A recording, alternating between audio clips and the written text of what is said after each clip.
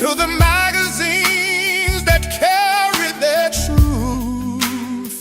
25 years of the same steady hand, finding the ones who fell through the cracks of the plan. From Mitcham to Croydon, from London to the world, every flag he planted said, you matter, you're heard, but there's a man who finds you in the car. How do you go from 3 to 1? I don't understand. 24 to 1 in one go. I don't understand. My camera is doing funny things. How are you doing, Christina? I'm doing all right. How about you, Eddie? I was doing good until my camera setup decided not to do what it's meant to do, but it's fine. You know how life is. So I was a bit delayed in my other room, but we're here. Hopefully, Paulette will join us, because we're just talking about the nightmares that social media platforms can bring, right? Yeah, I did see that. I saw Paulette's video. Yeah. Interesting. Yeah. So, the reality is hard to take these days. It's hard to bear, right? But, we must. I guess we have to get used to the different platforms. Now, do I turn my camera off and back on again, Christina? I would say try it. Oh, there you go. I see you. I did nothing. I'm just sitting back. I asked the question and I sat back. Okay, cool. Okay, right. So we're talking about creating content for different platforms. Exactly. Creating content for different platforms, and also what kind of content really are we assigning the content that we are creating the right role? Or are we just wasting time putting, thoughts there without a name? That's the topic of today's conversation. I suppose there's two ways to look at what you just said. One is we're creating rubbish content. That's also possible. That happens. Mindlessly. That's what the other one is. Are we creating the content that a platform almost demands? For example, now, most of us, I'm sure, will say, if you're going to go on TikTok, be prepared to dance like a fool. Not everything is like that, but yeah. Whereas if you're going to go on X, there's a different vibe altogether, and LinkedIn has a whole different vibe. And Facebook, it's again, Meta will tell you that their thing is family conversations. If that, we can argue all day. Well, by the time we finish, hopefully we'll unpick the points. If Meta is about family, how comes they're about business? Really, they're making their money from business ads. It's that inconsistency that I find challenging. But enlighten us. So what's your take? Well, I think that before anybody produces any content or picks the social platform of their choice, we have to do a little bit of homework. It's very possible that your audience is also, on TikTok or Substack, Facebook. I don't think that all the social media platforms are, okay, this is only for this type of business. TikTok is only for dancing and why not? I actually see a lot of digital marketers doing really well on TikTok. So, but you have to identify those accounts, you identify those members and connect with them and see what the existing conversations already are. I think that's the point that we miss when we start. We just start at random and so saying, this is what I do, this is what I want to talk about, and sometimes it's not really related to what our profiles say we talk about. So these things are very important. So starting with doing your homework is essential. Starting to investigate a little bit of detective work. For example, say you're new on Substack, and you're a book publisher, just like you, Annie. So, are there existing conversations going on Substack right now about Amazon publishing, Amazon bestsellers, you know, or interest content or interest publishing? Are those conversations going on there before you even start? And when you find and identify those conversations and those people that are engaging with them, now you have some kind of sense of directions. Now you know where you can insert yourself, and you can claim your spot, amongst those that are already talking about it. Uh, I always talk about not reinventing the wheel over and over again. Even for me, I'm somebody that helps people putting a business together,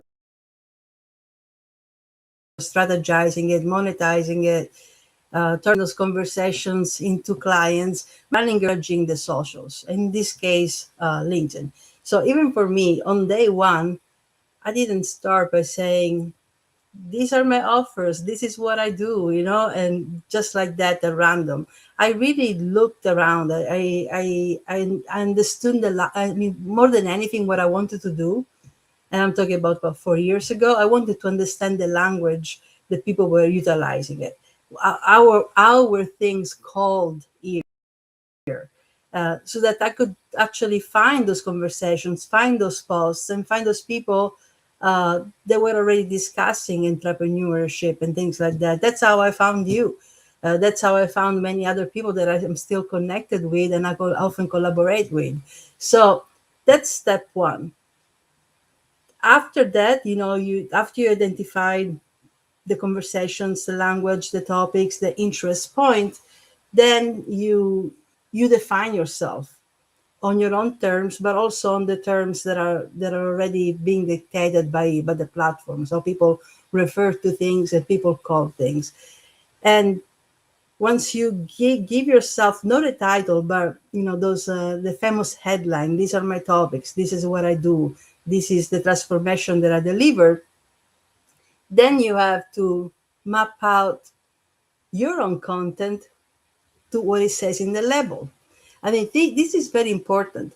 And I probably talk about this, I over talk about this. But if you labeled yourself, if you state in your headline, these are my topics, this is what I talk about, and this is the transformation that I deliver, not discussing those on a regular basis harms you. Over posting about things that are not related to it harms you. And when I say harms, I mean affects your visibility and also your credibility, because somebody connected with you, accepted your connection request because, oh, interesting, that's what this person does. I want to see what they talk about in their content. And then 2 days later, they get a notification and it's like, okay, that's a different kind of post. Now they're talking about Facebook marketing. I thought they were talking about AI, answer engine optimizations, and building a business, out of your experience. Why are we talking about Facebook ads all of a sudden? It seems related, but it's off. It's a little off. And, the person that connected with you and is looking for your content, is looking for insights from you, is not the only one that not the only ones that notice that. We all always talk about LinkedIn algorithms. It's a name of matching things. If it doesn't match what it says you do in any way, and you go, the visibility, it's diluted. And more than that, we're talking about being discovered, having our content have a longer life, right? Being discovered outside of these socials, perhaps during somebody doing a search on Google, or somebody doing a search using their AI bots. I mean, you'll never appear and you'll never be surfaced if there is not that consistency of topic. Not consistent, meaning you have to post every day, and no matter what, and at this time. That's all really bad advice. But consistency of topic, consistency of semantics. That's what over time compounds. So revenue is not the only thing that compounds. Credibility and authority also compounds over time.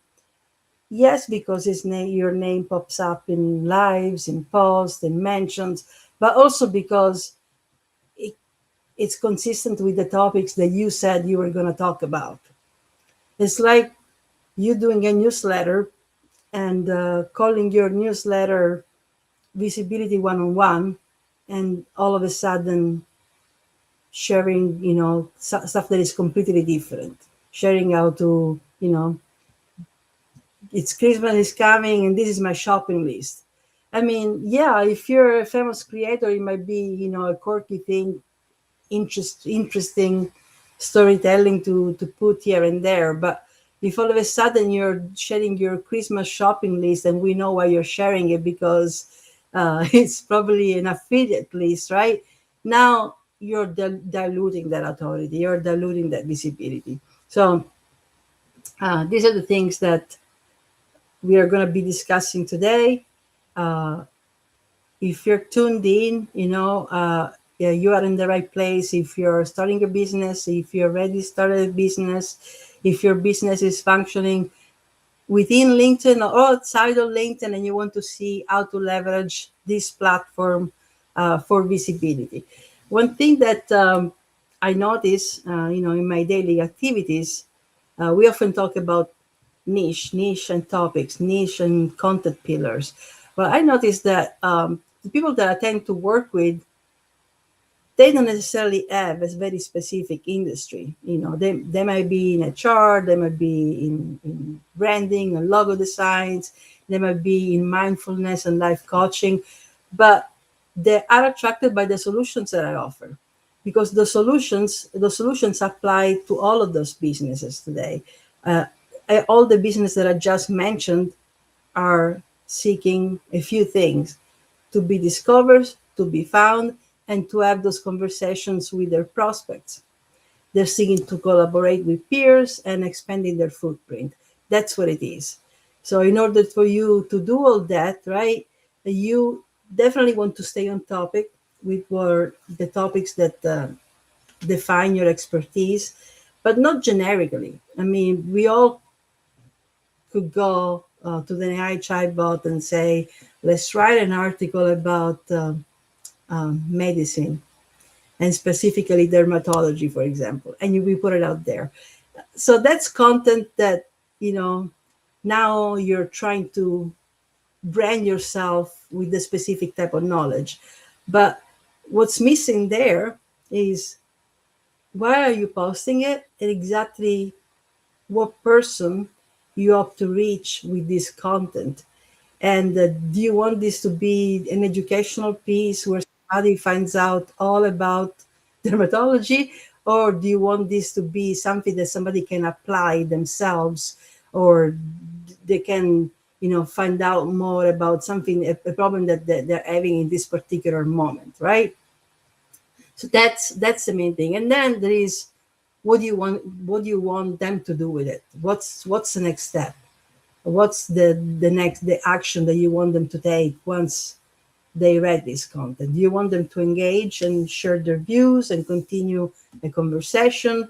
Do you want to point them out perhaps to a book you just published, or do you want them to book a call with you and continue the conversation outside of the content that you just posted? So there are several techniques. We can take questions, and we can definitely continue discussing, in depth. Uh, but that's the essential part. If you're posting, you have to post with purpose, and you have to understand who you're addressing, and you have to understand what happens after you posted. It doesn't have to be, 500 likes, right? It could be five, but in those five, are there two of the right people your content was intended for? And that goes farther than 500 likes that they're there to support you, and and you're looking for something else. You're looking for reciprocity and numbers, or are you actually maybe taking the not so popular route, not writing a post about Christmas and all the shopping that we're going to be doing. Whenever we write something that is relatable, the engagement is there, right? A lot of people like it. If you write a personal story, like you should do amongst your content pillars, you get all of a sudden more of engagement. Everybody wants to say something, everybody wants to like it. But the moment you're talking specifically about what it is that you're doing and a specific problem, and maybe a case study, what happens when you work with a client, you're basically talking about your business, right? You don't get as much engagement. But what it matters is that you get the little engagement that was on point. Your post at that point did what it was meant to be doing. It was meant to meet somebody where they were searching for it. Annie, do you want to add anything? I saw you coming in and out with the camera.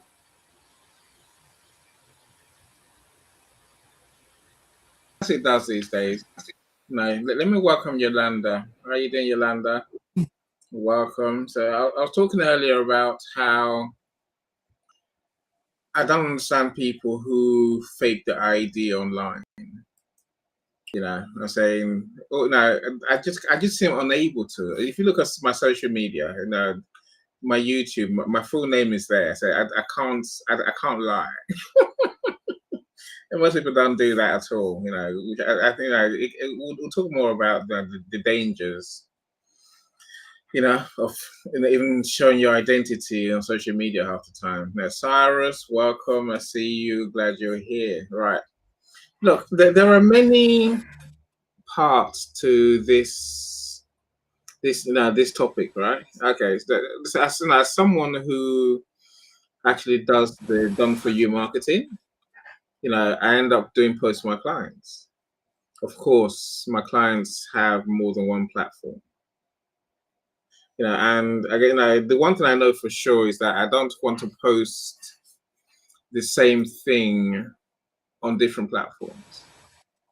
I know what I didn't say. I'm not gonna, if I'm gonna post about my event, for example, right? I'm gonna post it on all the platforms. But I know that on YouTube it has to be a video version and it has to be a shorts, really. Otherwise it's not gonna go anywhere. I know that there's almost no need for words in the description necessarily, which feels a bit futile to me because, like you say, as long as it is clear that it is business related content, the algorithms almost turn on you. Almost like they walk away from you, right? Almost literally that. No, but it's the same on Instagram but on Insta you can post a picture and have a bit more description and on a few hashtags, for example. Now on LinkedIn, much fewer hashtags. I know you have a problem with hashtags, Christina. I don't. I don't. LinkedIn does. LinkedIn might do, but there's no other way to categorize your content. Yes, if you can use it for that. Yes. I do sometimes use it to categorize. That's the way I use it. I say, no, there's no other way. We have no choice, right? Well, LinkedIn doesn't seem to understand that. On Facebook, I don't really care what literally is going to go on there, right? My point is that every platform has its rules of how you talk, how you speak, right? So I think that's a given. No, but in terms of what I post on them, I don't really care what platform it is. So I'm gonna do my day's post. I'm just gonna tailor it to each platform. Right? Are you saying that's fine, or are you saying we should have, some content that you just can't post somewhere? Years ago it was on LinkedIn. LinkedIn is an employment platform. You can't post just normal stuff, and I'm like, why the hell not? You can't post anything funny. You can't post quotes. You can't post this. You can't post that. I'm like, you know, it's my social media. I post what I want. You know, and today people will still messy. If you post content on LinkedIn that is mildly personal, expect to get some DMs from people saying, or maybe comments from people saying, "This is LinkedIn. You can't show your cat." It's like, I can. I just did. Get over it. You know. So on that level, how do we address different platforms? Of course, add TikTok into it. When if you're not dancing like a fool, no one really cares. Apparently, is that true? No, well, I was on TikTok and then I decided to get out of TikTok for other reasons, not because of the functionality, but because of the data that they decided to share here in the US. So it was a matter of principles for me. But the friends and the connections that I made on TikTok, there were absolutely no dancers or singers. They were talking about business. So I was in there, sharing stuff which was encouraging about starting your business. And then we were sharing about, faceless, believe it or not, on TikTok, faceless way to generate income, which was how do you do, how you do affiliate marketing that works, that produces revenue. So there is a space in there for that because believe it or not, people like to see people dancing, right? But they don't want to dance themselves, not everybody. And what they really want is the number. So it's different. So let's compare them, right? On TikTok, and my information will be a little bit out of date because it's been 6 months that I've been out. But when I was there, this is what it was: get those followers because they unlock perks. And it was literally no matter who they were because they unlocked perks, the ability to go live, brand partnerships, etc., etc. And then now it came to the point, okay, now that you have the perks and the brand partnership, now you want to find your real audience. So you had to be it was a little bit backwards to be successful fast. Now, if you started straight up with the serious things, right, with the serious stuff about the business stuff, it was going to be a very slow burn. So that's what it was. But yeah, so if I'm posting, for example, about a workshop that I'm doing, and I want to post it on LinkedIn, Substack, and say TikTok, I'm gonna use completely different gimmicks and completely different language. So it's not gonna be here's the banner, this is the event. It's gonna be talking about the topic using the words that people understand. So, for example, on Substack, a lot of people, it's not just authors anymore. It's a lot. There is a lot of LinkedIn expats that are running service businesses, but they are, what they've done with their newsletter subscription. Those have become now mini memberships. To their services. You get more information when you subscribe. So it wouldn't be, posting an article or something. It would be literally, for me, would be finding the conversations about the particular problem that my workshop solves, and then be there for a few days, be there in those conversations, identify those accounts that are talking and discussing the problem, and then I'll go and share, you know what, I'm doing this workshop in a week. I would love for you to be here, or if you know somebody that can use it, here is the link. So you have to just insert yourself gracefully, right? Because that's what it is. On LinkedIn, the format it's easy. LinkedIn events, you put it there, and then you invite people, and then you go and follow up slowly. So that's the thing. But just put in the post, this workshop is happening. Come and sign up, and do the transaction. That alone doesn't work. It hardly works anywhere. Maybe in platforms like Eventbrite, where that is the expectation, is going to work. It still requires a lot of warming, come see who's showing an interest. It doesn't happen in one day. It's a labor of weeks, at least 3 weeks, for your name to surface, your for you to be considered authoritative in the eyes of those people that you want to be noticed from. Because you can have 14,000, 15,000 followers, right? But when you're doing something like that, when you're promoting something, you're not promoting it to all of them. You're promoting them to the fresh ones, the ones that were engaging with you in the last couple of months, that you actually met, that you know that you're not a stranger to them, and that's what you know. That's why it's a little bit, it's a level of love, I call it. Agree with you. I think it has to be a labor of love because you say 3 weeks. 3 weeks is marvelous. I think it took me like 9 years. At It least, took me 9 years to get beyond tumbleweed on LinkedIn. And I was posting every day, and I was posting business content. I was posting videos. I was doing all sorts. Right, literally, I was posting religiously. And but no one cared. Yes, some people might comment. No, that's not what I'm here for, really, right? But I suppose, look, we have to add Pinterest to the mix. That's a whole different platform, where I waste time. So so give us an idea what sort of content.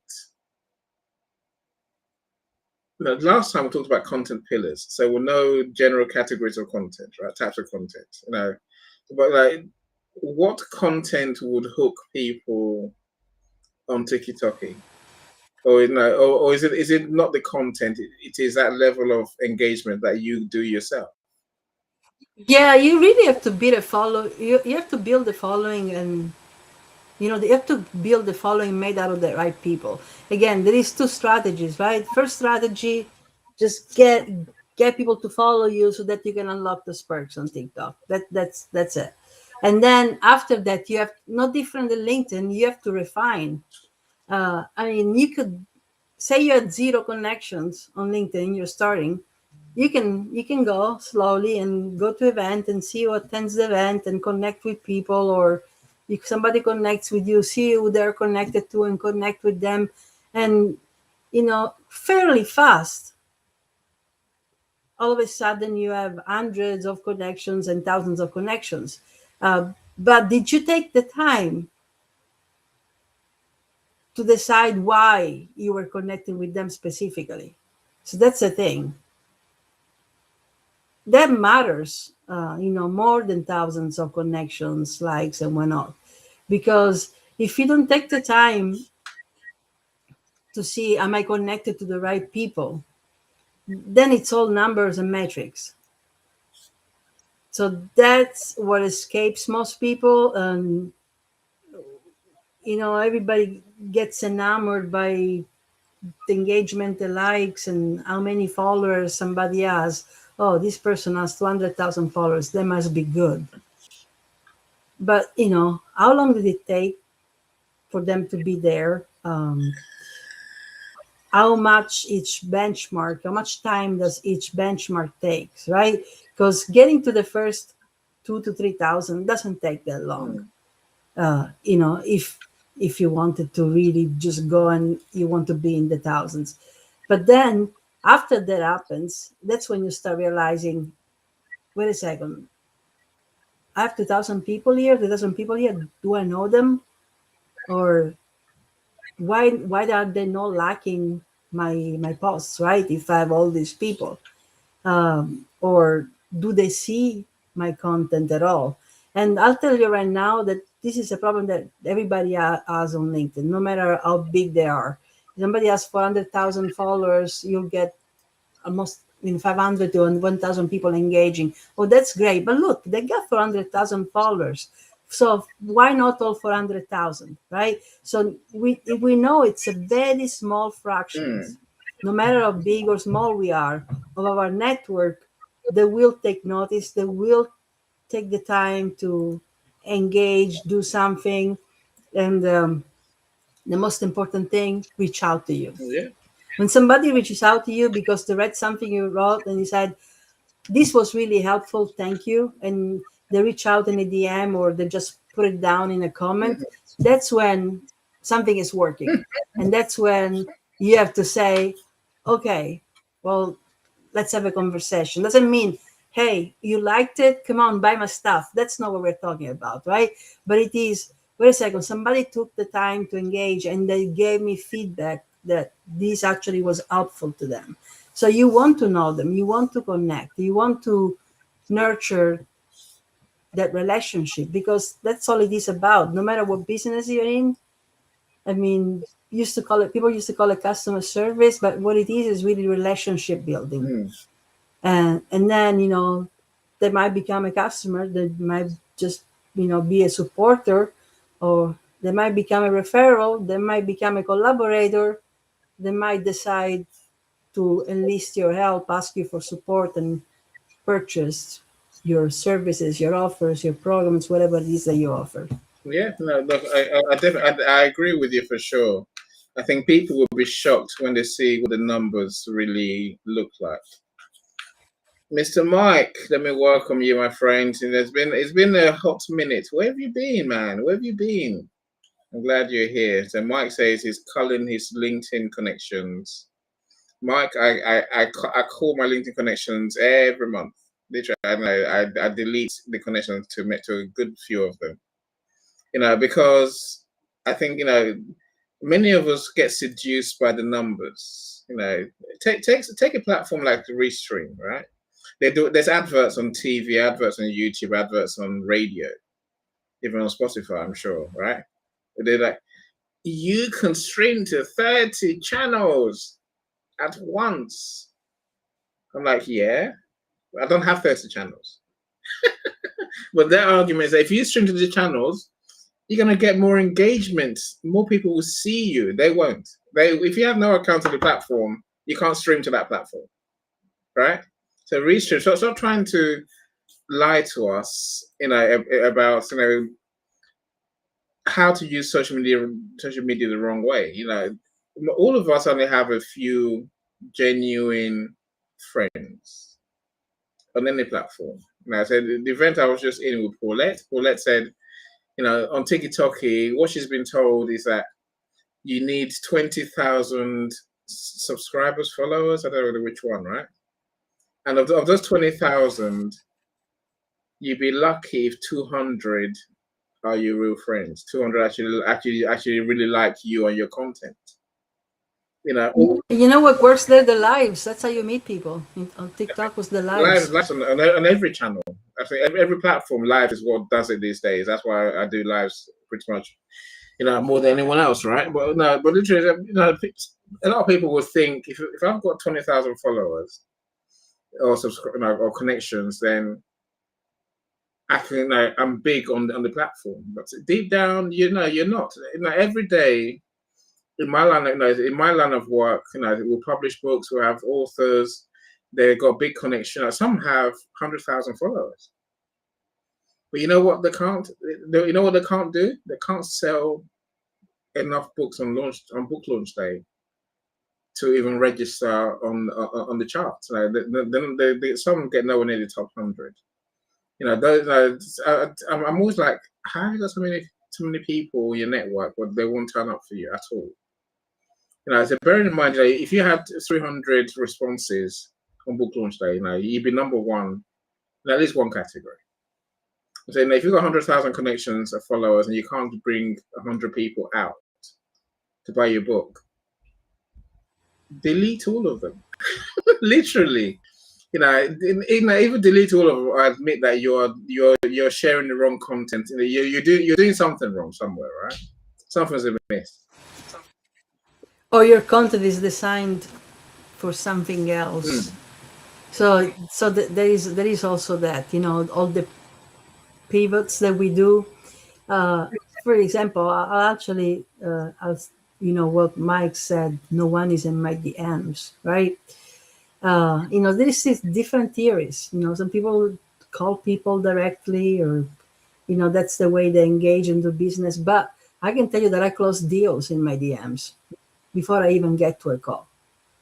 And it's not because they trust the DM. It's not that. Mm, They trust that they probably saw me somewhere, or they've been following me for a while. That's what it is. And so the reason why I close in the DMs is that my DMs are not mm, random, cold, of course. cold. Like, I mean, some of them are. Some of them are like, oh, we just connected. Nice to meet you. This and that, right? The introductory DM. But the DMs that I'm talking about are all within context. I DM people that subscribed and are reading my newsletter, and I go and find out if they're reading them. If somebody subscribes, I'll DM them. I'll ask them how they're enjoying, the newsletter.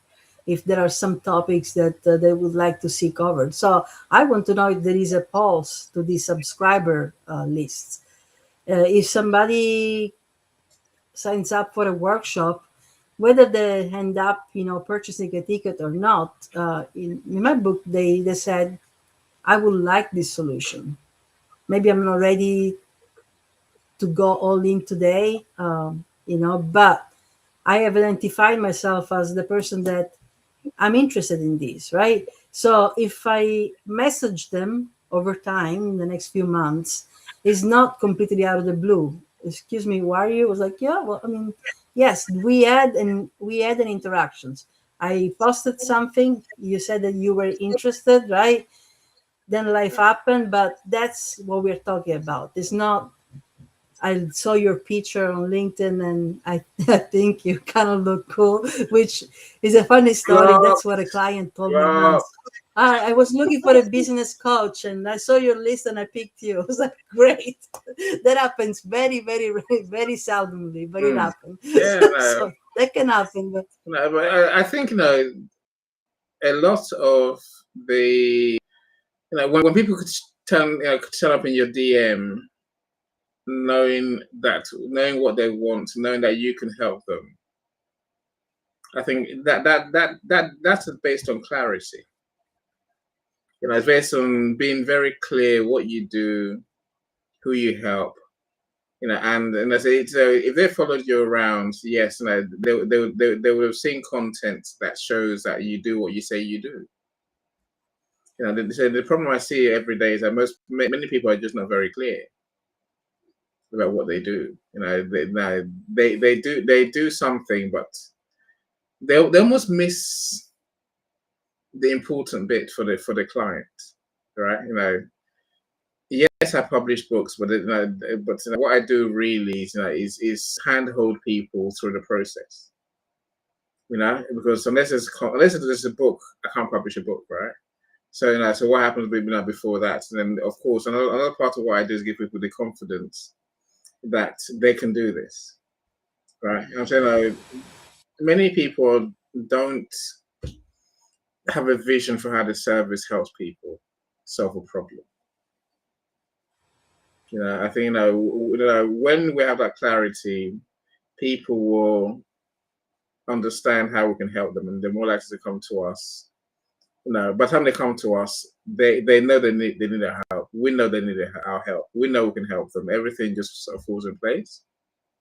No, but I like what Sarah says. It says you call it content, I call it an invitation to a CEO or business owner desperate for a change or improvement. Yeah. yeah, it's all an invitation. I mean, it is. Please carry on, please. It is. Our content is a door open. That's what it is really. But not all content is written word. I think that's also another point. Now, Lisa, welcome. Have I welcomed you already? I'm sure I have. So Sarah's other comment. Sarah says, "You're not in the business of finding customers. You create content which makes people curious or feel attracted or repelled. Attracted, ideally. Repelled, I'd rather not put that content out there. You pick a side and you incite feeling. I agree. You have to make them feel something, Sarah. So that I agree with. Even make them love what you're saying or hate what you're saying. You know, as long as they feel something, then that's better. That's better. If they feel nothing, then it's been a waste of time. Even though some people argue with you, is isn't all content good? You know, isn't all media good? No. No, no, it's not. There is. So that's the problem that we're having right now. The reason why we're discussing this today, and the reason why there is so much, there is a deep conversation going on LinkedIn about posting, how often to post, what to post, and DMs. And the conversations are 90% of them are negative. Uh, the posts are all about click and bait, switch and bait, uh, content that doesn't make any sense and does not belong on the platform, content that is so generic. Why did you cut and paste it from somewhere just to put it there? And DMs that are sent at random without even looking at somebody's profile. I get them every day. Hey, I can bring you clients. It's like, well, that's what is. So obviously they didn't look. That's That all. that's what. So a lot of people trying to give They you. haven't looked at your profile. Haven't seen any of your posts. They haven't even bothered to look beyond the fact that you're on the screen as a name. Mhm. Otherwise, they realize that. Exactly, and without the name. God, My name is without an H. The H is always there. Yeah. you know, it's very strange. You know, look, we're going to turn this into a workshop eventually. Say in the next couple of months, where we'll talk about how do you create. We'll take people through how you create content for each platform. So what's your headline advice for people who have, let's say, an account on LinkedIn, account on Facebook, an account on Instagram, or any other three that you want to pick? What can we really learn and do differently as a result of listening to us and coming to the workshop? Well, for the headline you're talking about, so no matter where you are, I think it's good advice just to say what it is, that the transformation that you deliver.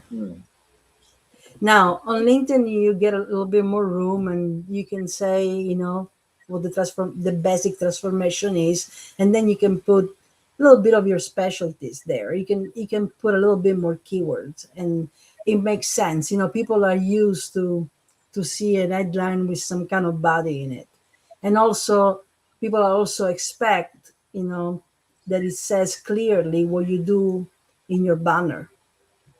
So that's, people are used to it, and that's fine. But on a platform like Substack, you don't want to do that No, in your name and title, and just do the exact same thing that you do on LinkedIn. So you have to get to know the platform. That kind of stuff goes in the bio, right? And it has to flow a little bit more naturally. However, you cannot bury the main transformation 5 lines letter. That is true of every platform. Whatever it is that you want people to know about you, it has to be at the beginning. In the case of LinkedIn, it's in the headline. In the case of Substack, it's in the bio, and so on. Depending on what the rules are. So if you have to study the structure. You have to study how other people profiles are visually also appealing from platform to platform, and see, okay, if I'm going to take the profile of this person that has been here for a minute, and it looks like if they have a following and some engagement, and I'm going to ask myself, am I understanding what this person does? And I think they've done a good job at explaining it. Yes, great. Well, that's your perfect example. Now you want to do the same with your stuff. You don't want to copy theirs, but you want that pleasant experience that you just had, by saying, I get this. you want people to get you.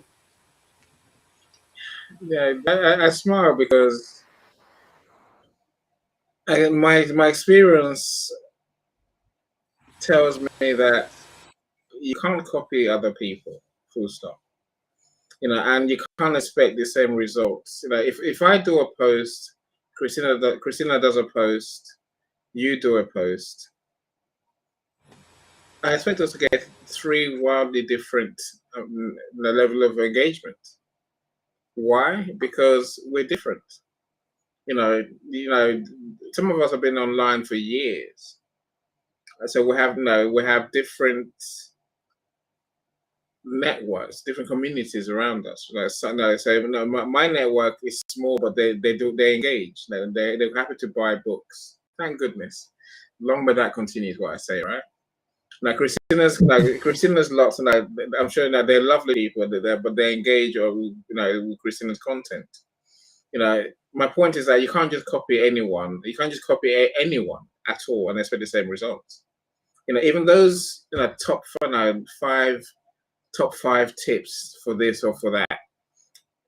There's no point following them because the person got their results at a different time, different network, from a platform. You're gonna have to build your own network with time. Given all the things we've said, sharing content is one part of it. Engaging with other people's content on every platform that you actually want to be present on and taken seriously. Before you get people to, you want people to like your content. You have to you have to see what content works on the platform. This is why we all think that you must dance like a fool on TikTok. Anyway, I'll leave that for a second. And I'm curious about Leverne's comment. Leverne says, "I'm always seeking ways to improve with creating great content." That's a kind of Leverne. I say come to our masterclass, but before then, Christina, now what can you give Leverne to take away today about how to create great content? Well, you probably have so many stories in your repertoire that you take for granted. So depending on what your goal is, your goal is to find. Let's say that your goal is to find prospects, right? To find somebody new that you can help and support. Then what your content should be about is what your previous clients actually asked you. What they were experiencing, or what their beliefs were before they start working with you. So what did you bring to them that improved their business? That's your content. And it doesn't have to say, it doesn't have to be Global Media Publishing had this problem and Christina Segato arrived. That's not the content, right? That you don't have to name people. So that's the thing. You really don't. You just have to explain what the misconception is sometimes, the belief is, right? And how you approach it. So you want to share with people your way of thinking, and you want to do it in the most succinct way possible. So some people use the 5 tips, right? Or you can just give a breakdown. Recently I made a little post that didn't get all this crazy engagement, but it got some people to contact me and say this simple breakdown was useful. And from there I started a conversation, right? Yeah. And it was about outreach. Let's make it simple. Let's simplify it for people that feel overwhelmed about having to do this outreach. So that's the whole thing. That's what you should write about. If you're a coach, you should coach in your content. You should give a sample of what it is that you do. If you publish books, right, you should talk about how, like you were saying, you don't just publish a book, you do a lot of hand holding, really encouraging and making people believe that yes, you have this book in you and you can do it. right? So that's your content. Mm. And then if you want to do something a little bit more elaborate, you really want to, what after you do, you want them to see more of how you think, and for them to get to know your authority, you can do something that is a little bit more long format. You can do a newsletter where people actually say, yes, I want to subscribe, I want you in my inbox, I want to hear about you frequently. And that's, it's kind of like an email list. On LinkedIn, you don't really get the emails unless you really go and search them, but it's an account list. So you know who are the members that said yes, yes, yes, I want to hear from it, etc., etc. So that's what it is. Or you can, go into authority in the way Annie goes into authority, actually writing a book about your topic of expertise, Mm. uh, not just for sales, right, but also for people to know that you took enough time to get your train of thoughts into a book that delivers, more information, a solution, whatever outcome, Mm. and so on. And that becomes part of your content. Now that you have the book, what do you have to do? You have to talk about the fact that you have a book, Yeah. what they might find in a chapter, or why not, and why you even sat down and wrote that book, right? So those are all examples of content. Mm. Yes, we were. My mouse is dying in front of me, so I'm gonna have to recharge that whilst we're talking. Welcome, Dr. Marcia. I don't know what happened. I pressed a button, right? I pressed a button. Welcome, welcome, welcome. Now, I suppose it's realizing that your content is just a beginning. It's a door. That's all it is. I don't expect anyone to necessarily read my book and then run. And I need your help. They should, of course, they should. But I think content, conversation, relationship building, and then we might find a way to work together. There has to be that fun. What I call it a funnel. Christina calls it architecture. Don't worry. Ignore that. Ignore that. I call it a funnel too. What I call architecture, Yeah. um, is structure. One of my first posts actually had Mm. this image that I created with the eye of this antique Victorian building with scaffolding, right? Yeah. And that's how that word actually came to mind. Not everybody uses it, but architecture is the structure. You go with the funnel, right? From the top. I start with the foundation. That's why I call it architecture, because first the foundation, your business, what you propose yourself to offer and create, Mm. and are all the pieces there, or it's just random? I mean, people can. So I know a lot of people start with the funnel, but they don't have the foundation. And then once you get to the bottom, there is nothing there. There is no authority, no material, no Mm. knowledge, Mm.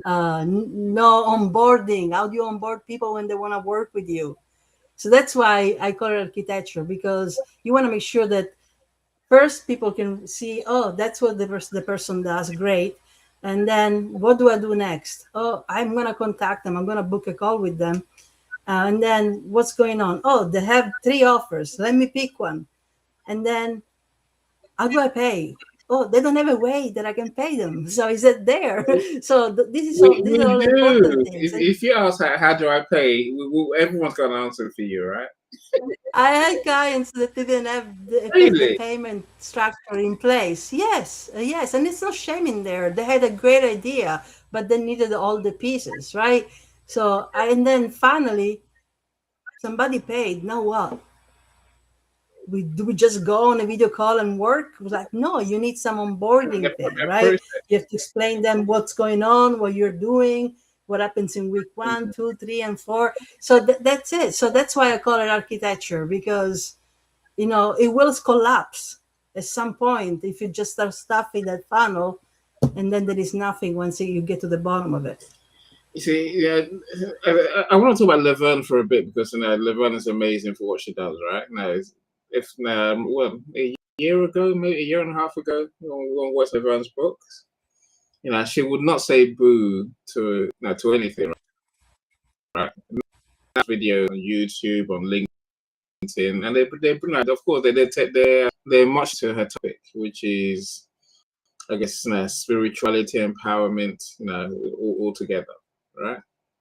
And now she's doing lives with other people, with speakers.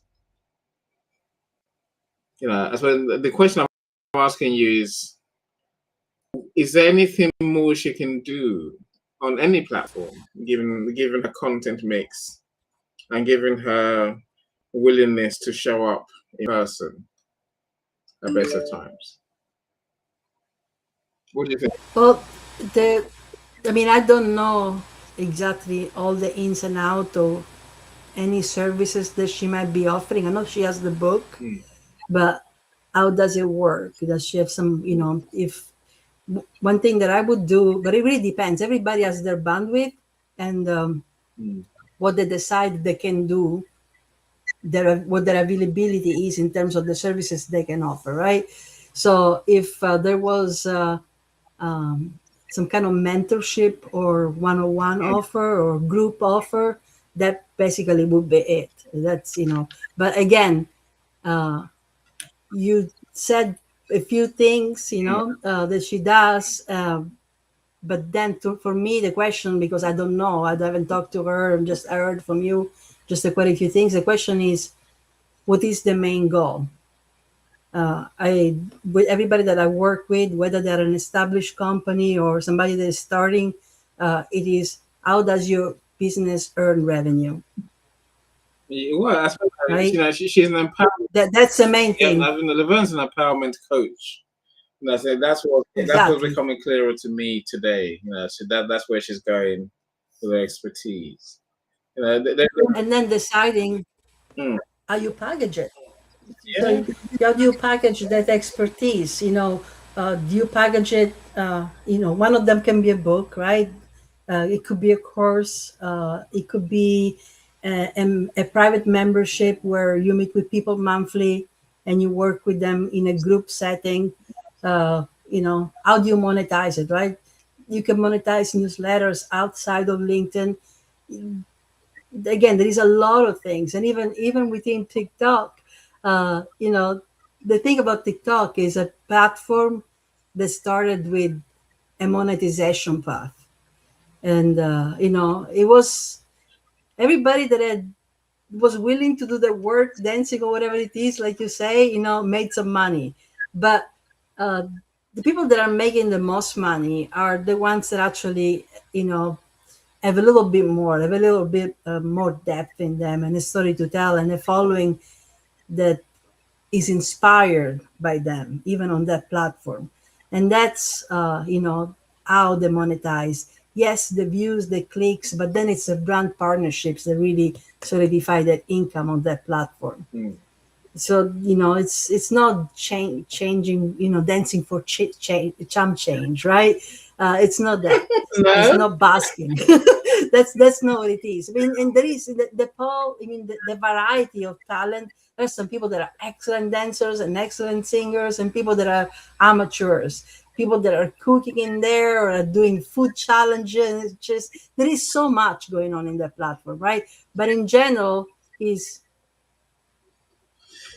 what it is that I have that I want to monetize, and how many different paths I can use for that monetization. But that's also, how do I not get Mm. lost? What earns me the most money faster? Yeah. What do I need to promote periodically? And how? And can it all be connected? Dr. Marcia, I'll come to every one of your points. I think they are really helpful, really. Absolutely. I think it helps to get clarity as well. What you just said, I think many of us never work out, which is that TikTok is about brand partnerships, and that is the truth. No one's ever told me those words before, apart from people who actually work TikTok. Because I'm like, why are you there selling other people's stuff? They're like, well, that's a job. I'm like, no, I sell my stuff. I don't care about anyone else, frankly. They're like, well, no, they give me stuff to sell. I'm like, nah, it frustrates me. But that, like, when you realize that's a game on TikTok, I think it changes everything. Those who are willing to put their time, the effort into selling other, creating content for other people's services and products, tend to make money. Even it's sometimes it's still peanuts, but they make money anyway, right? And Paulette was talking about having made £9,000 off TikTok in less than 3 months. I'm saying no, but it's not £9,000 that they paid her. It's more £9,000 of goods that people sent her to sell. I'm like, I don't count that as success. Well, that's just me, right? I hate multi-level marketing. I hate reselling. I hate the whole. I just hate it. I really hate all of it. But I get over myself. No one asked me what I thought, so it's fine, right? Dr. Marcia, I think you make a very good point. Of course, Cyrus, stick to your conviction. I think is an important point, because for a very long time, most people's content gets little or no response. It takes a while to build momentum. It takes a while. Of course, live events like these fast track the process, because now people know you, they can see you, they can work whether they like you instantly, whether they dislike you, whether they want to get to know more about what you do and all that. Onto these events, I dare say marketing was one-way conversation.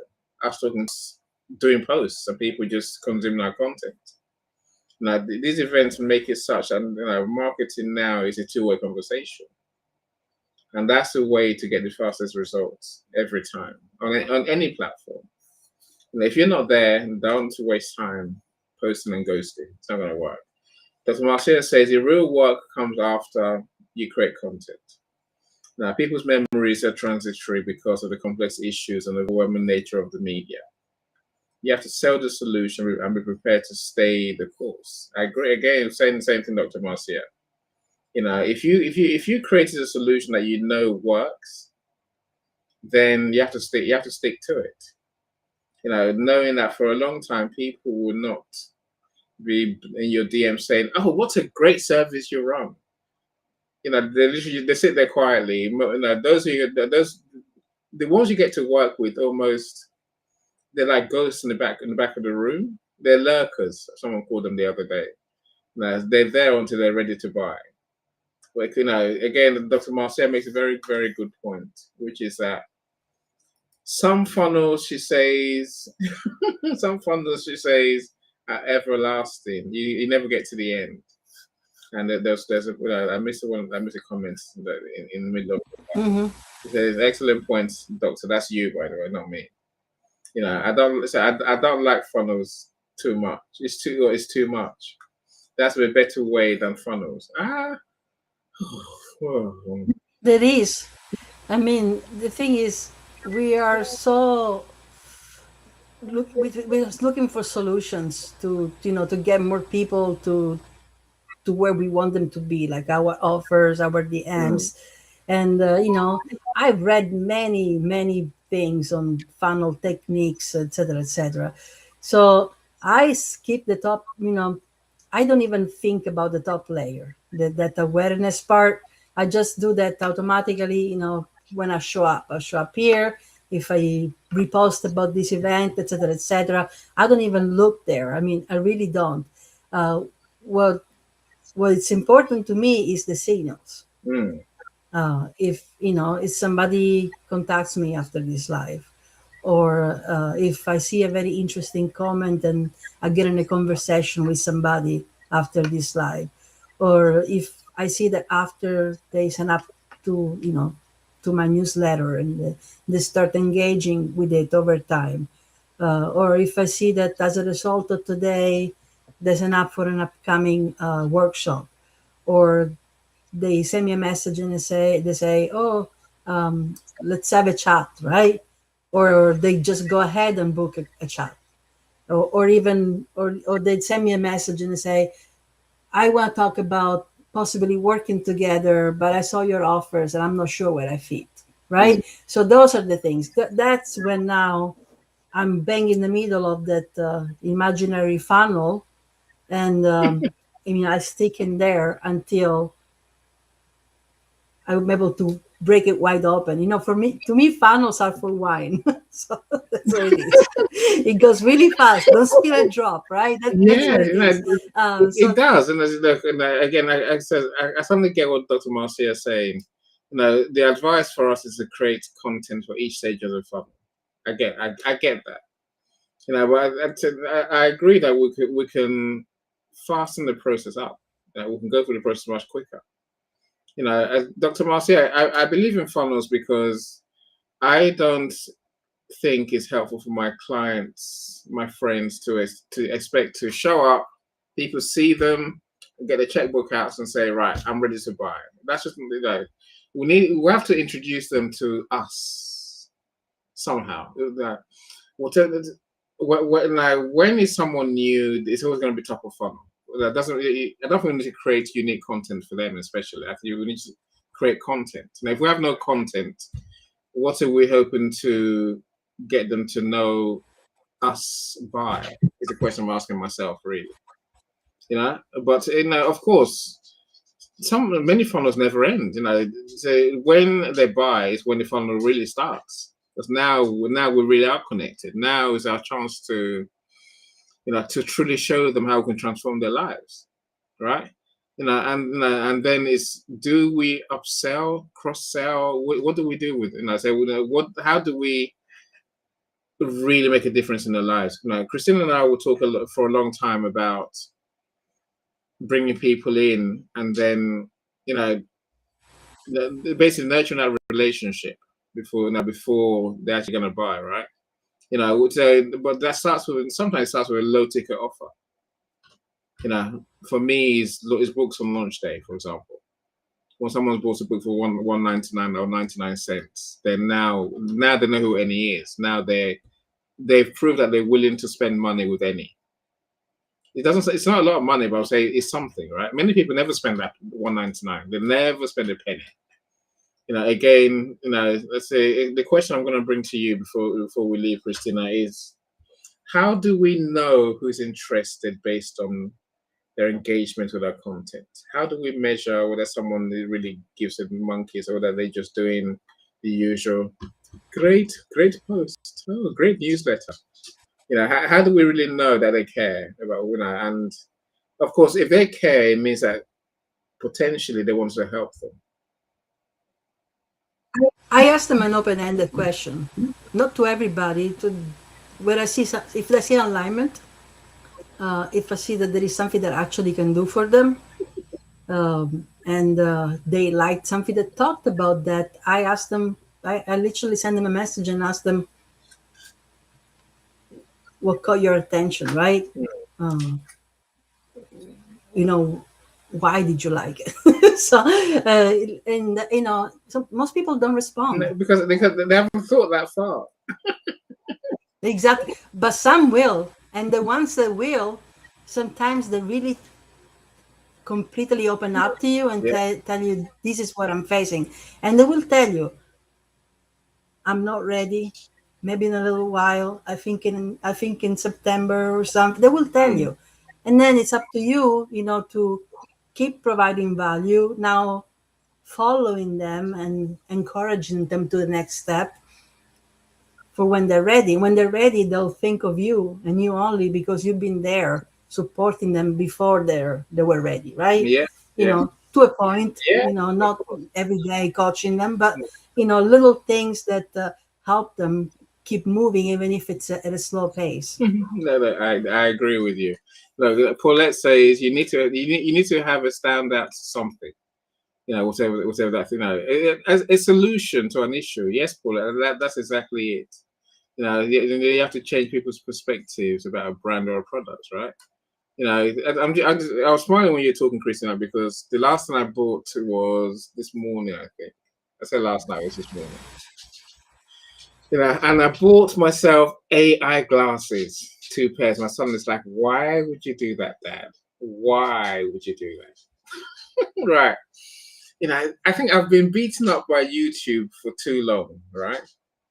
Because I watch some telly here, and sadly, I'm pushed more towards YouTube these days because mainstream TV is so bad, right?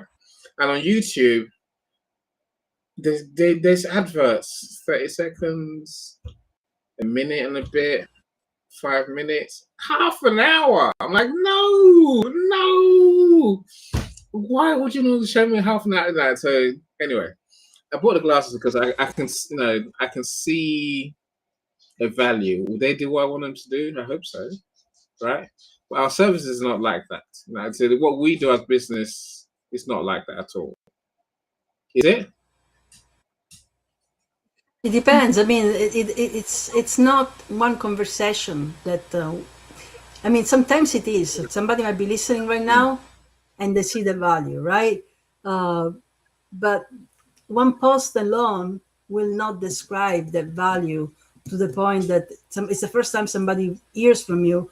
They read your first post ever that they ever encounter from you, and they say, "Oh yes, let me go and click." Right?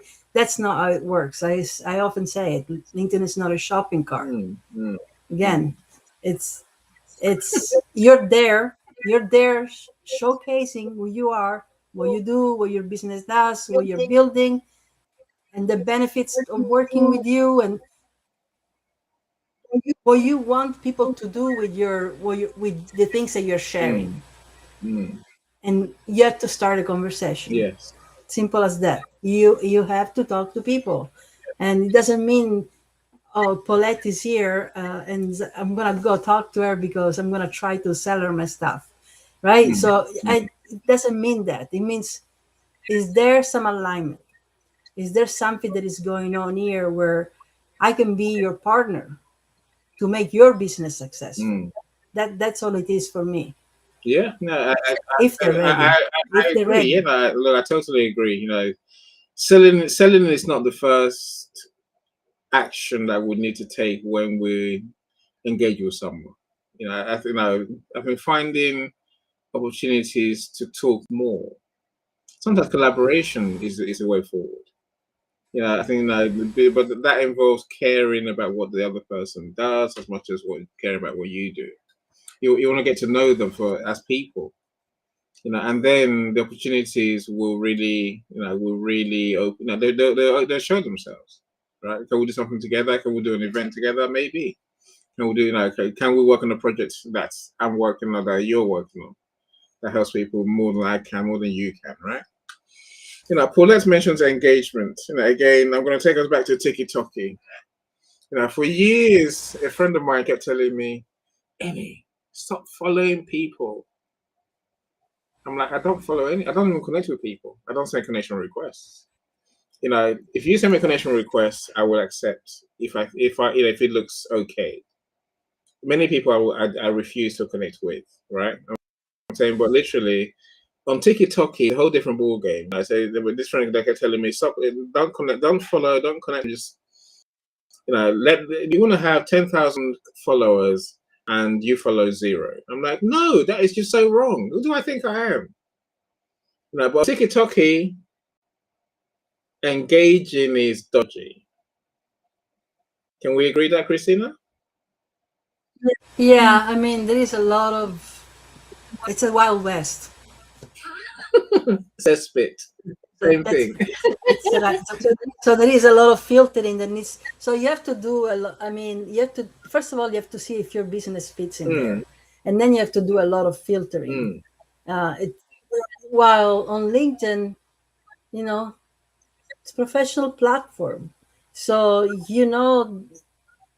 most people are here, because they're looking to better themselves with LinkedIn learning something, trying to talk to like-minded individual. That's the advantage of LinkedIn. Very rarely, although it still exists, there is, the people trying to do crazy stuff that are completely don't belong on this platform. But to those people, I just block them immediately. Yeah. Happens about once a month, so it's good. It's not too bad, but that's what it is. Behavior, block, get rid of this. We don't need connections with only followers who are just going to be a pain. We're going to try and transport our day. You know, we want the serious ones ideally. You know, but look, Dr. Marcia, I think I love this point. You know, I love the point you make here. Because I don't have any problems with funnels, just the ones that you have to read 7 pages before I get to Jericho. But I don't know. I've turned the computer off, Dr. Marcia. I've stopped reading on page. Maybe by page 2, I've stopped reading. You know, for me to get to page 2, I must be very interested in what you're trying to tell me you can do for me. You know, I have to need what you do, believe in who you say you are. You know, and think there must be a possibility. Otherwise, no, I'm not going to spend time reading. Yeah, but so there must be other ways to get people to know what we do than volumes of content, Christina. Yeah, there is plenty of ways. So first of all, there is so much content already on the platform that literally goes out every hour that you can insert yourself in the existing conversations. So you mean If somebody commenting or comment, yeah, you can comment, or you can follow the conversation, comment, and if the conversation keeps going on in the comment, you can go back and forth. But I rarely do that. I notice somebody that says something interesting, and if I have an answer and a solution for them, I'll send them a message. I'll tell them that I met them in the comment. I'll say something in the comments first. And if we're connected, great, straight to the DM. If we're not, I'll ask them if they want to connect, and I'll tell them why. to Because get to the DM, I was in that to conversation. get to DMs and book a meeting? I'll tell them what. That's the thing. But make no mistake. Everybody that is a service provider, runs a business on this platform, is looking for clients to support. Of course, selling is top of mind, right? But it doesn't get you anywhere if you don't understand that it is a rhythm, and it takes time. And also, if you only rely on who you know today, you're missing out. So I do send connection requests, but I ask myself a few questions before I do. Like what? Is this person somebody that I should really help or could use my help? Then I'll send them a connection request. Is this person somebody that does the same thing that I do, as a network that is very much engaged, and I want to be in their comments, or I want to be in the conversations that I'm already having? Or maybe this person is somebody that I would love to collaborate with. Then I'll connect, right? Is this person somebody that I've seen somewhere, either coming to events, or somebody that I know talks, very well about them, and then I just want to build a, supporting, mutual, engaging relationship. Then I'll connect, right? But if this person it's nothing to do with what I do, there is nothing I can, and I'm not talking about industries, but I can tell that they're not active on LinkedIn at all. They don't post, they don't comment. Why am I connecting with them? Just because they're connected to their coworker that sits next to them in their cubicle at work? So that's a random connection that you want to avoid. But I send 15 to 20 new connection requests every other day, not every day anymore. I do because if I can identify them that they fit those criteria, it is part of my routine, and that's how my network is growing. There've been dry spells where I didn't do it for a while, right? But every time not my funnel, but my pipeline is that, okay, I've talked to this many people, and I need new life into what I'm doing. I need to also be inspired by new content and new people. So I do send those connections, and I track them. What does it mean? If 5 of them only connected with me, right, I write down that number. Okay, out of 15, 21 5 connected with me. Okay, now what? Am I just letting them pile up, or am I starting the conversation? Thank you for connecting. How are you? What do you do here on LinkedIn? Why are you here? Mm. Right? Would you use this platform for? Just open ended and start a conversation from there. But if I don't, I'll never have the opportunity to invite new people Mm.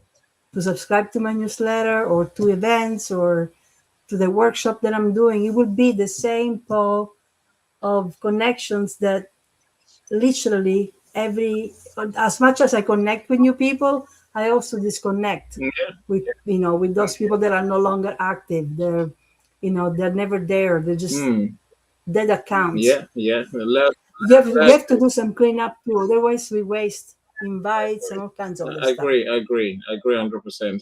If I'm going to send you a connection request, I would have to know that you're interested in what I do and that I can help you. I'm lucky. In my world, it's a straightforward thing. Are you gonna do you want to write a book? Yes or no? If you say no, never, then I'm gone. Really, have you written a book? No. Oh, okay. What are we gonna? No, I'm not. I'm gone. Right? So Same thing. It's either do you want to start a business? no. No, I'm gonna. That's it, right? So that's it. Yeah, I think consistency is important. But from my side, the consistency is not in creating content the way people might think. I know I do live events. That's my content. That's my content day in day out. So I'm here 5 days a week doing events 2 or 3 times a day. That's how I meet new people. That's how I know who people are. So that's how you become the one they can trust for that. But I'm just so you know that already. And Yolanda, I agree with you. Of course, well said. A random approach builds a random network. That's so well said, and that is so true. I say we can never go at this randomly or as randoms. Let's leave with one question that always bugs me, Christina. So I have no problem stating my offer, whatever it may be. So masterclass. My offer is my events at best of times. Otherwise, it's books. Book launches. I'm saying I have no problem saying buy now, pay now. Here's something you can that can help you. Are you interested? But a lot of people don't want to. They I don't know. They're too shy to do so. They will never speak about their offer. They, You talk about in a post or in, in a message? anyway, if they were here now and I said, right, tell us what you do.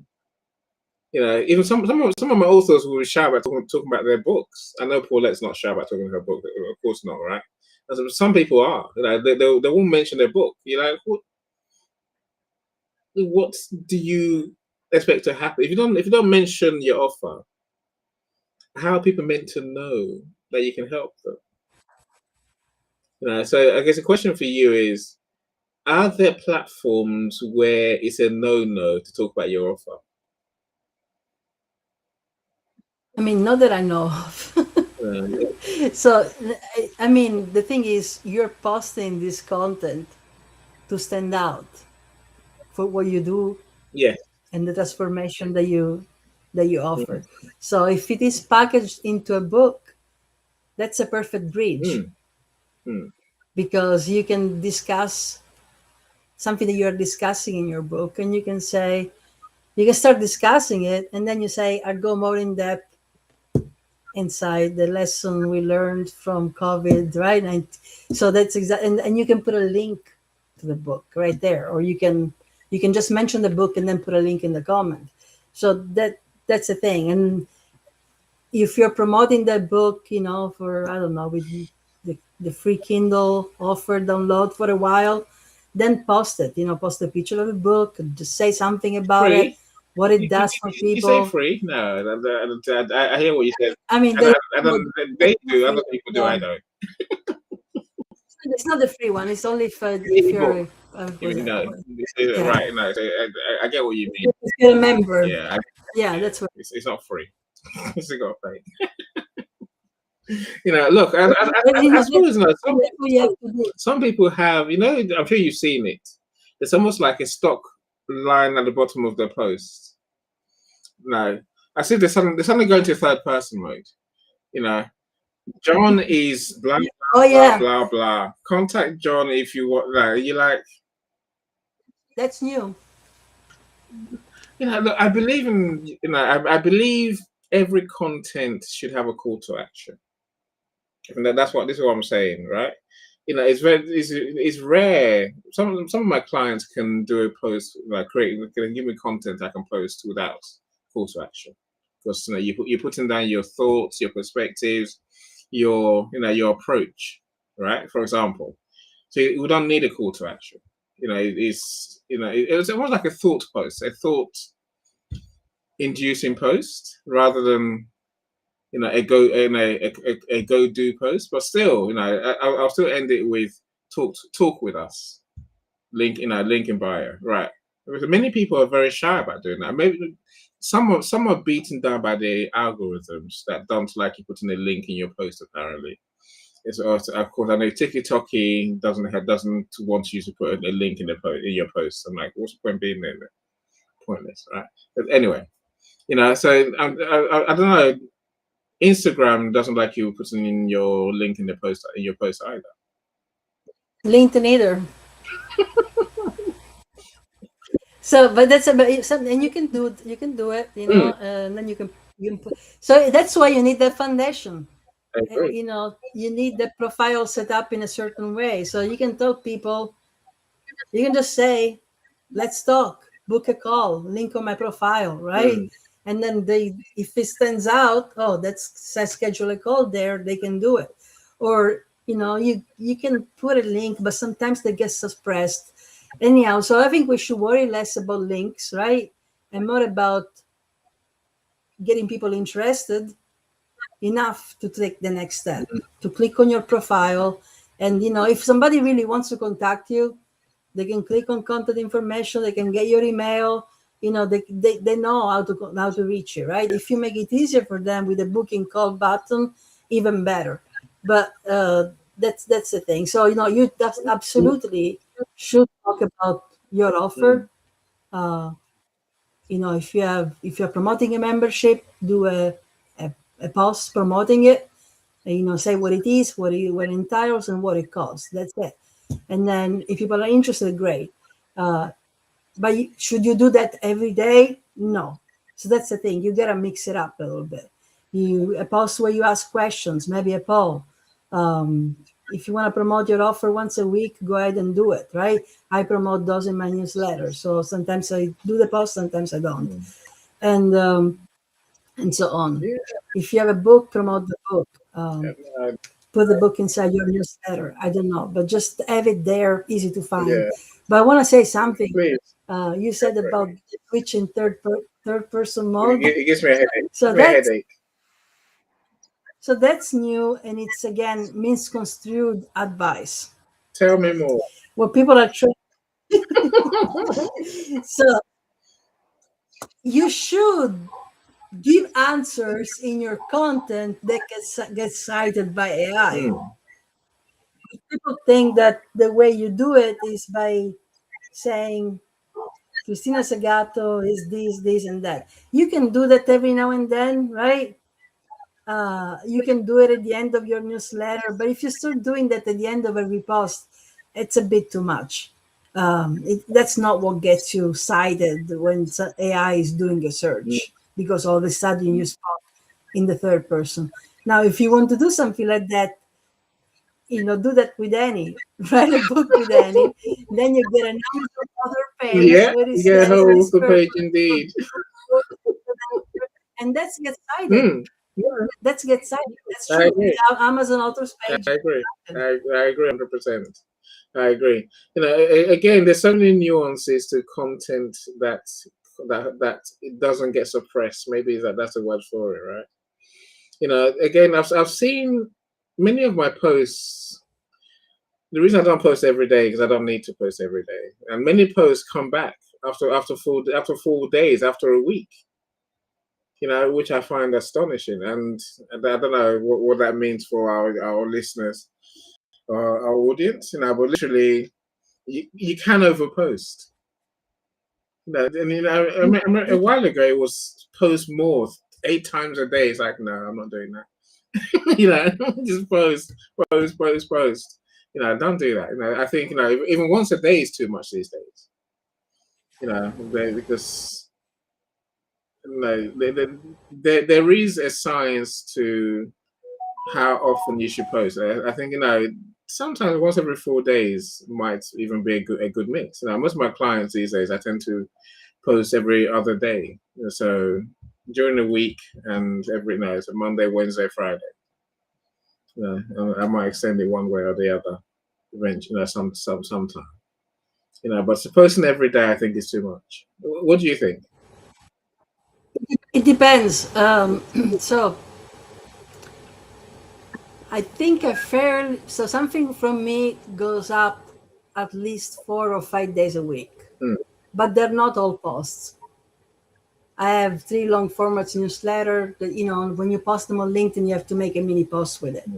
So that's one way I get around. Now, I love writing. So problem is I always get ideas, and technically every idea it's a post, right? So the way I decided to mitigate that, because some people just cannot stop posting because they just enjoy it, then that's the time when you pick in another platform. You have your main one where you stop yourself, stop that urge, and then you just go build another one if you cannot stop the urge of posting, right? That way you can have your daily dose of blurting it out, but you do it, in different places. So that's a good exercise. If you cannot stop yourself, which is, it's something that I understand. Sometimes I get an idea. What do I do with it? I want to write it down. I can write it down on paper, or sometimes it just becomes something, right? Mm. But if you want to create consistently, continuously, then it's good to start saying, I'm going to pick another platform now. The rule is, if you have that much time in your Yes. hands, the other thing is, if you have that much time in your hands, if it doesn't come naturally to you and you think that you have to do that every day, I always say 75% of my time, money generating activities. Mm. Could be DM, could be creating product on my e-commerce stores. And then the other 25%, I can write, I can post, or sometimes you can create content for when it will come the day that you won't feel like it, that you just want to sit and not do anything. So you can do that too. You can just create stuff in advance for later to repurpose. Again, I think much of the rhythm of posts is around that 80-20. So 4 out of 5 times, I say post stuff that's going to help your business. Some people will tell you otherwise. I agree. Be jovial for 4 times out of 5, and then on the 5th one, then you can get serious. No, there's no point at all, if you ask me. But that's me, right? I think we've talked long enough, my friend. I think we've done quite well. So we will bring this topic back, because I think helping people to create the right content mix, and to share the right content, it's something that we need to learn. And many people post without seeing the results that we're looking for. And of course, bear in mind, content is not just post. Content is anything that you create. Even say your profile, your description on LinkedIn, your tagline, everything that you do is content. Look at it that way. Every time you show up at an event like this, every time you comment at such an event, this is content you're creating. It's how do we really make all of that work for us? But that's what we're going to create a workshop around, because it must be coherent. And what does that mean for you? How do you get that right? It was about Christina's architecture. Yeah. I'm going on holiday, by the way, next week. What's today? Oh, today's Monday. Oh, man. So I'm going on holiday exactly a week from now. Yay. Enjoy. I will. I'll be on the beaches. Enjoying myself. Anyway, I'll be back after 10 days, I'm sure. So there you go. You know, but thank you so much, my friends. Thank you, Christina. Thank you, everyone. Thank you, Paulette. Thank you, Yolanda, Dr. Marcia. I appreciate you all. If anyone else was here that I haven't mentioned, then please do forgive me. Otherwise, we'll look through the comments later and see if we miss anything, right? Laverne as well. I remember you there. So thank you, everyone. Thank you. Yeah, let's call it there. Cyrus and Dr. Lisa. Who else have I missed?